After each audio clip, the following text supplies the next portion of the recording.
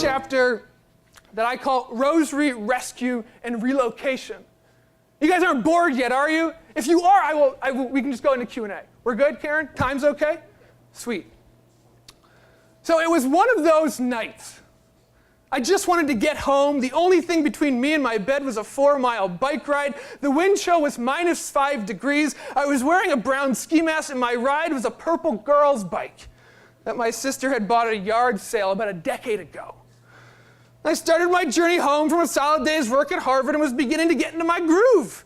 Off in the distance was a small, brightly colored object lying in the middle of the road. I rode past it but got a quick glimpse. It looked like a set of rosary beads. I kept riding and then had a moment of guilt. I don't know if it's Catholic guilt or duty to that which I believe is sacred, but I wasn't comfortable with rosary beads lying in the middle of the road.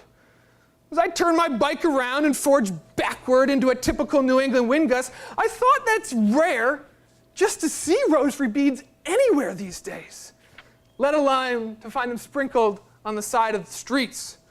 Perhaps I was mistaken and my return trip would lead me just to plain old beads. I waited for a break in the traffic, darted out for the beads in the middle of the road. There they were, red plastic and of the rosary variety. I'm not accustomed to picking up things in the road, but the previous week I had picked up a $10 bill off the street with no problem. There was little, if any, monetary value in these cheap plastic beads, but for me they were packed with history and they were packed with symbolism. I thought back to my own set of rosary beads and my grandfather praying in the car on long trips to Maine. I thought of how she had a special, special bag for her rosary and treated these beads with the greatest care.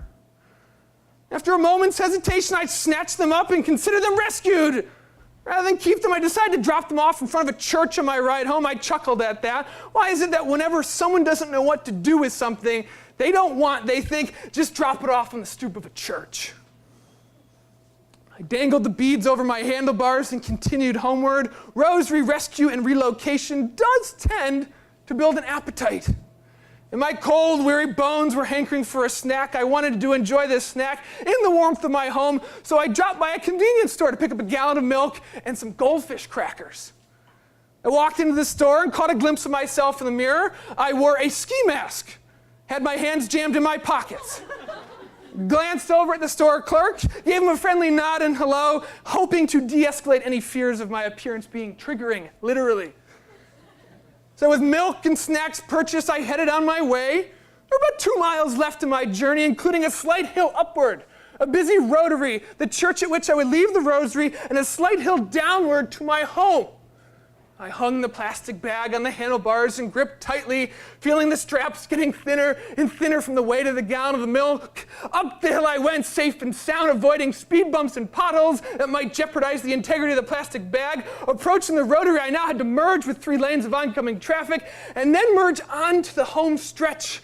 The bag handles were getting smaller and tighter as I progressed through the rotary. Cars were whizzing around me, past me, almost through me. Getting hit was not an option as I had milk to drink and rosary beads to deliver. I made it past the 3rd road and finally to the approach downhill. He's earning his money tonight. Then I approached and noticed that the bag felt suddenly lighter. I looked down to my cold hand that firmly gripped the straps of what was once a plastic bag.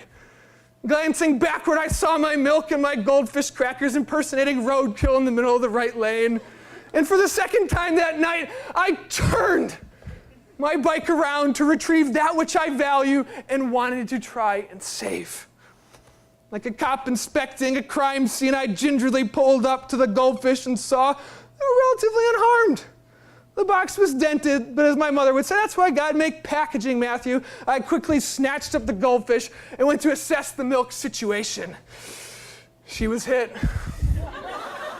Flat on her back in the bike lane was an injured gallon of milk softly spraying a steady stream into the sky. It was as if someone had used a pencil to poke a hole in the gallon and then let the laws of gravity and pressure do the rest of the business.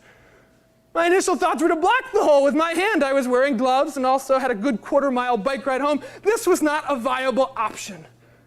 assessing the location of the leak. I thought if I flipped the gallon upside down, the flow and stream of the leak would be minimized. And with the goldfish lodged under my armpits, my left hand firmly gripping the handlebars, and my right arm balancing this hemorrhaging gallon of milk like an irresponsible man holding a peeing baby boy, I continued down the hill. Milk was splattering everywhere, mostly on my coat and my face, and the wind blew harder. I kept gliding down the hill and was approaching the church. I actually said out loud, "Rosary beads, I think I'm going to need you for the rest of the trip." So with the beads riding on top of the handlebars and my now squished goldfish and my exponentially less than gallon of milk, we coasted home. I jumped off the bike, opened the door, and ran the melancholy milk up to the sink as fast as I could, pouring the remains into every available mug, cup, bowl. I managed to save about half of the original contents. I put tin foil over the tops, found spaces for them in the refrigerator, and later that night, warming up beside the radiator, I never enjoyed a glass of milk more. As for those red plastic rosary beads, they still ride my handlebars. They serve as a reminder of what is worth saving, what is worth going back for.